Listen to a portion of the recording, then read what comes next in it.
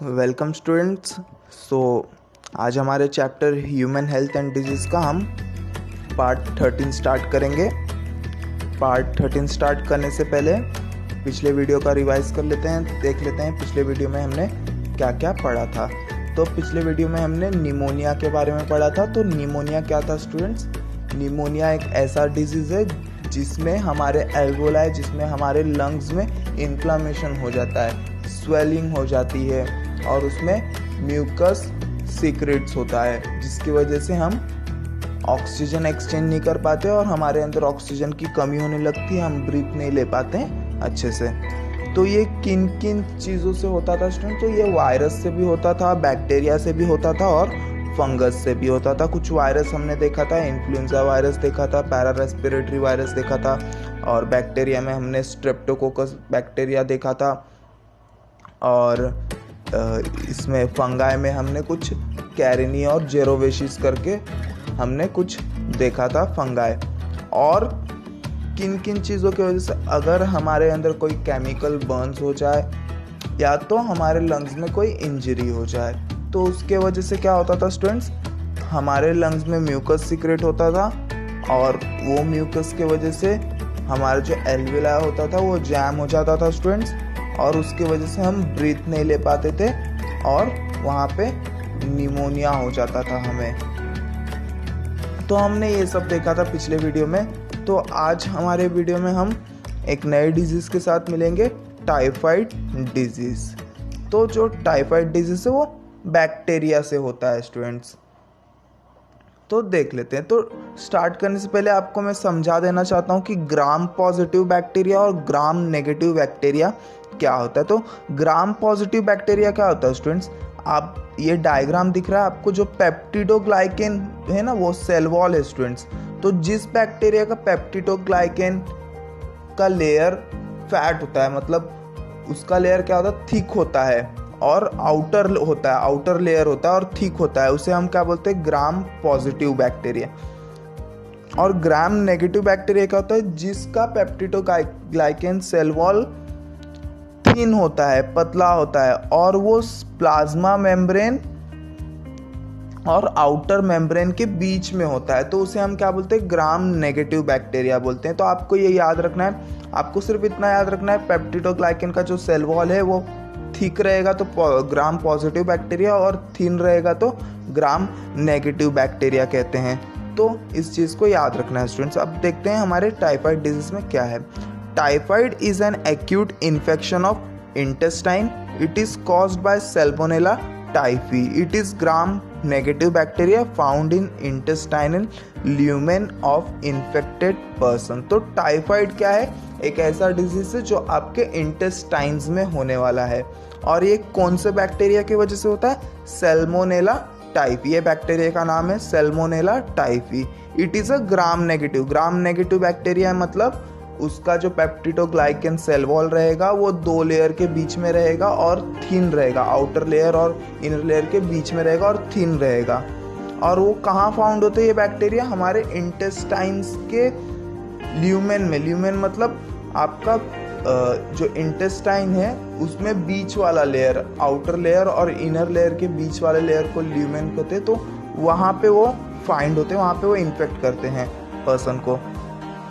Pathogenicity is due to O antigen at lipopolysaccharide present on surface coat. Flagella contains H antigen.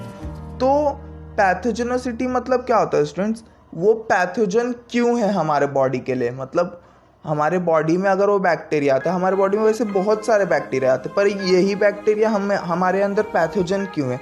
तो ये इसलिए students क्योंकि इनके surface पे, इनके सेल के सरफेस पे ओ एंटीजन प्रेजेंट रहते हैं। जो ओ एंटीजन क्या है? लिपोपॉलीसैकेराइड एक प्रोटीन है, वो है ओ एंटीजन।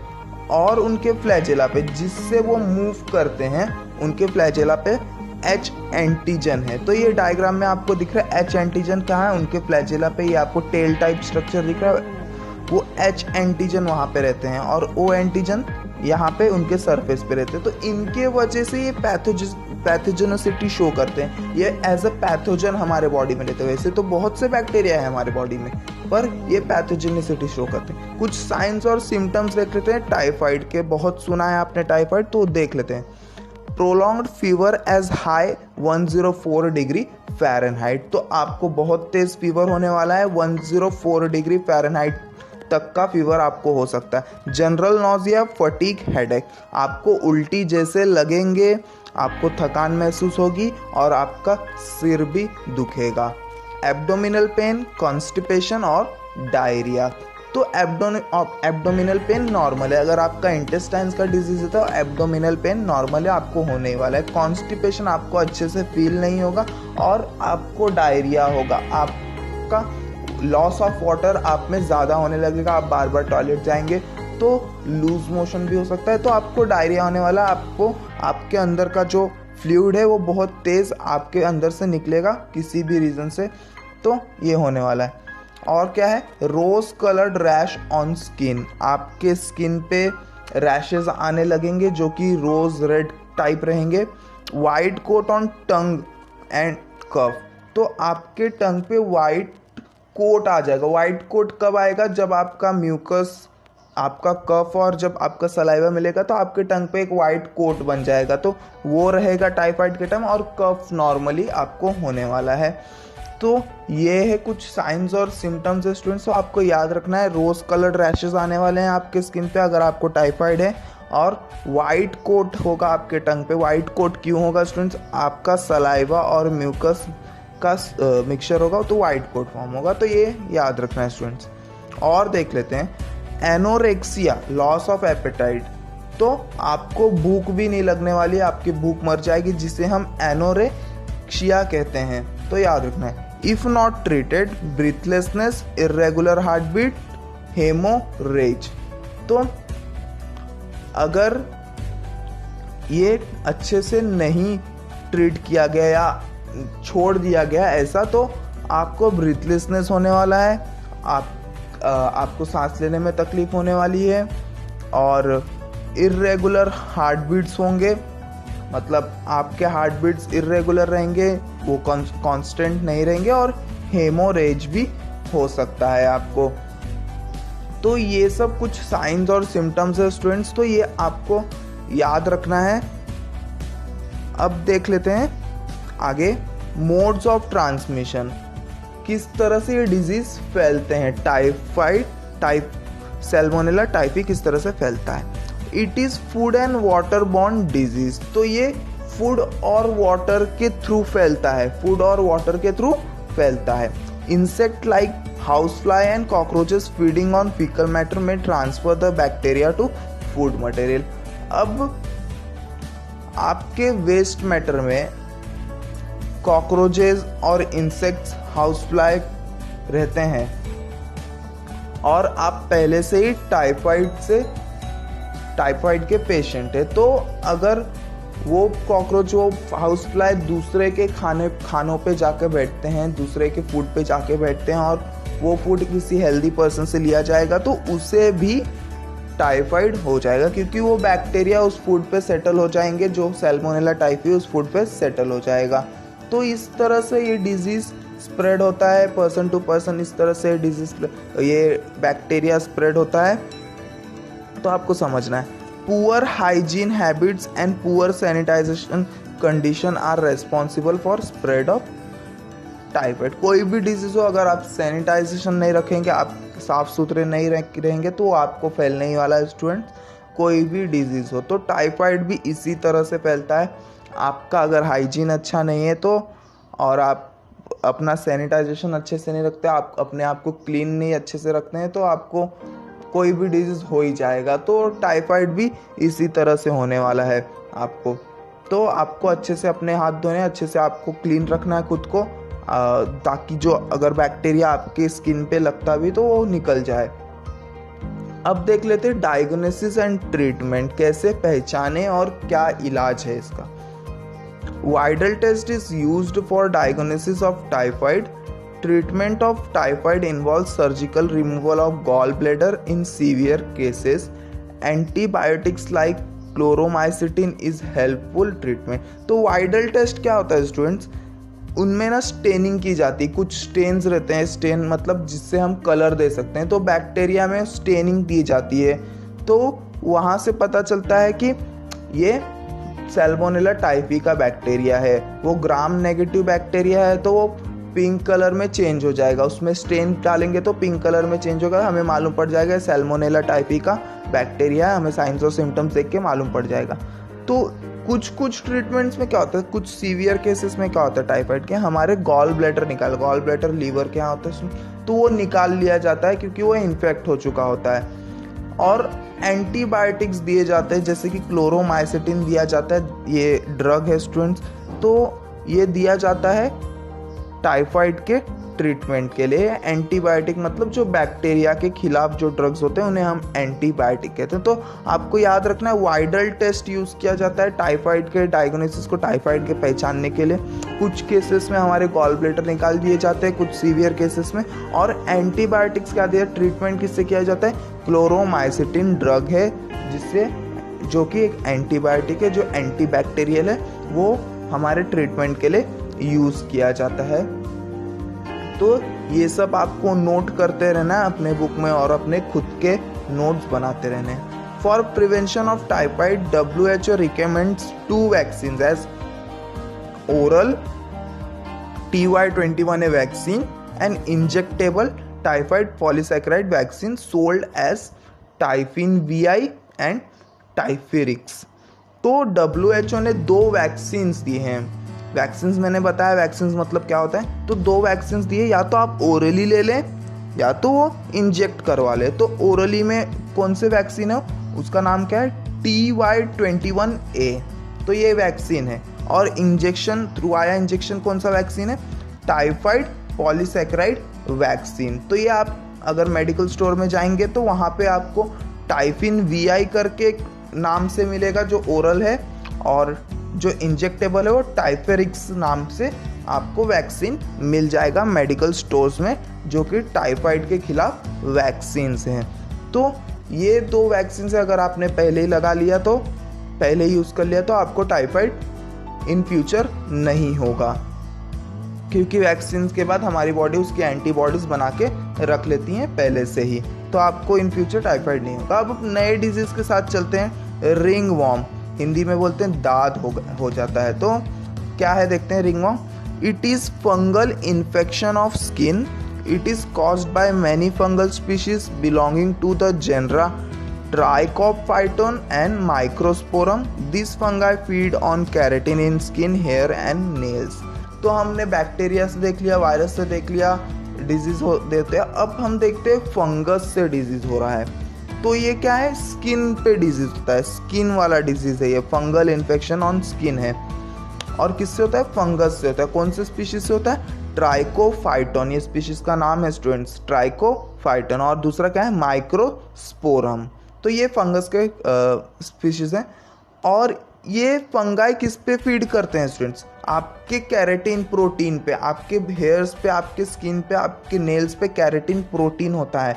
तो ये फंगस उन पे फीड करते हैं, उनका खाना है एक टाइप से स्टूडेंट्स। जो आपका नेल है, जो आपके हेयर्स हैं, जो आपके स्किन है, वहाँ पे कैरेटिन प्रोटीन होता है स्टूडेंट्स। तो वो उस पे फीड करते हैं, एक टाइप से वो उनका फूड है कैरेटिन प्रोटीन।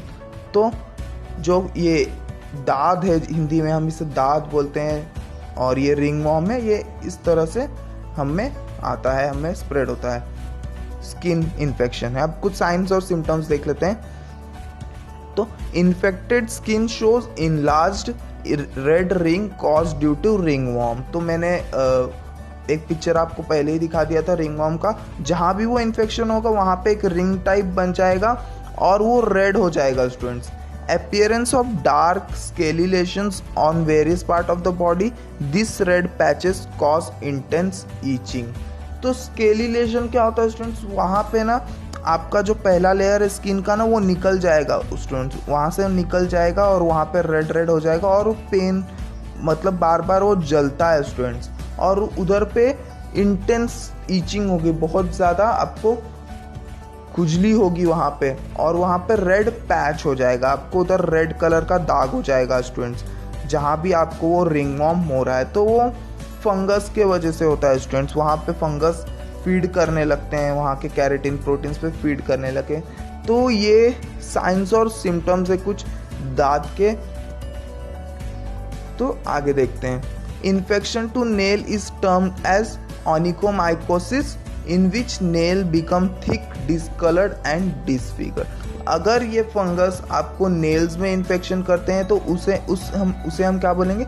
ऑनिकोमाइकोसिस। वो इन्फेक्शन को हम क्या बोलेंगे? ऑनिकोमाइकोसिस। इन विच उस टाइम में नेल्स में क्या हो जाएगा? नेल्स हमारे थिक हो जाएंगे, कलर डिसकलर हो जाएंगे, कलर नहीं रह जाएगा हमारे नेल्स में, और डिसफिगर्ड उबड़ खापड़ उगेंगे। मतलब एक जैसा उगते हैं कांस्टेंट वैसा नहीं उगेंगे। इस साइड से बड़े हो गए, इस साइड से छोटे हो गए, तो वैसे उगने लगेंगे।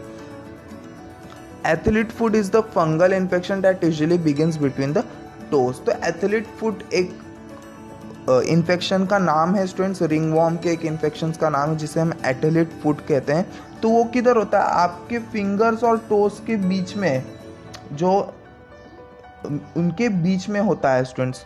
वो आपका टोस है जहाँ पे और जहाँ आपका फिंगर है, उनके बीच में जो गैप है वहाँ पे वो होता है जिसे हम बोलते हैं एथलीट फुट।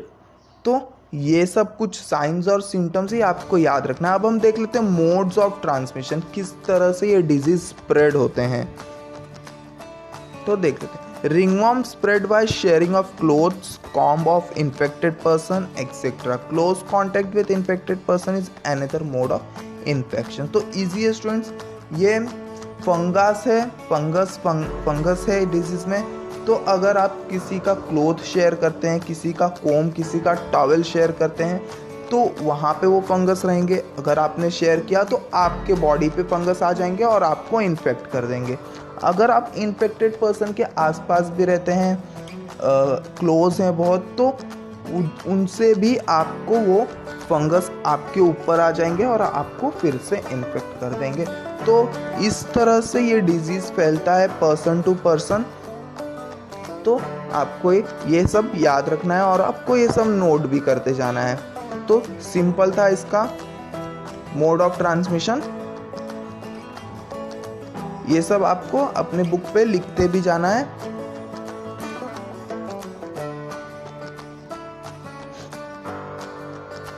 सो अब देख लेते हैं डायग्नोसिस एंड ट्रीटमेंट, किस तरह से पहचाना जाए और क्या उसके ट्रीटमेंट्स है वो देखेंगे हम।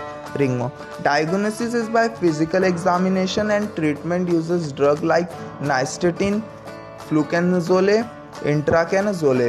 तो एग्जामिनेशन किया जाता है, देख के डॉक्टर आपको देखेगा, आपका स्किन देखेगा, हाँ सर लेशन बन गया है, उधर पे रेड पैच आ गया, मतलब आपको रिंगवॉर्म हो गया है। तो इसके लिए कुछ ड्रग्स है जैसे कि नाइस्टेटिन, फ्लूकेनाजोले एंड इंट्राकेनाजोले।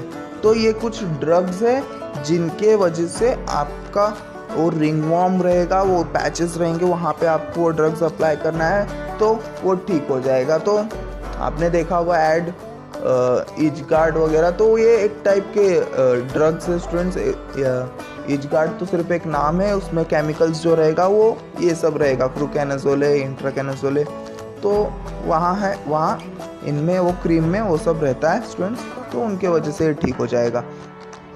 ज़्यादा कुछ बड़ा डिजीज़ नहीं है रिंगवॉर्म, अगर ट्रीट किया जाए तो। अब कुछ देख लेते हैं प्रिवेंशन एंड कंट्रोल, किस तरह से हम बच सकते हैं इनसे। Avoid close contact, sharing of clothes, sport equipment, washing cloth in hot water with fungicide soap help to destroy fungal pathogens। Simple है स्टूडेंट्स, आपको क्लोज कॉन्टैक्ट से बचना है। अगर उसे वो इन्फेक्शन है तो आपको उससे बचना है। शेयरिंग ऑफ क्लोथ्स, आपको इन्फेक्टेड पर्सन से अपने क्लोथ्स नहीं शेयर करने हैं। स्पोर्ट्स इक्विपमेंट भी शेयर नहीं करने हैं। Washing cloth in hot water with fungicidal soap, अगर आप इन्फेक्ट हो चुके हैं, आपको लग रहा है मैं इन्फेक्ट हो चुका हूँ, तो आपको अपने कपड़े गर्म पानी में धोने चाहिए, वो भी उसमें फंगिसाइडल डाल के या तो फंगिसाइडल सोप यूज़ करके, तो जिसके वजह से वो फंगस के पैथोजेंस वो डिस्ट्रॉय हो जाएंगे और आपका वो डिजीज़ लिमिटेड ही रहेगा, आपको ज़्यादा आपके बॉडी पार्ट्स पे नहीं फैलेगा। तो इस तरह से आप बच सकते हैं इस डिजीज़ से और इस तरह से उसे कंट्रोल कर सकते हैं। तो इस वीडियो में इतना ही स्टूडेंट्स। अगले वीडियो में पढ़ेंगे नए डिजीज़ के साथ कैंसर, देखेंगे कि कैंसर क्या होता है स्टूडेंट्स। बहुत से कैंसर्स के मेडिसिन है, बहुत के कैंसर के नहीं हैं। तो इस वीडियो में इतना ही। थैंक यू स्टूडेंट्स, मिलते हैं अगले वीडियो में।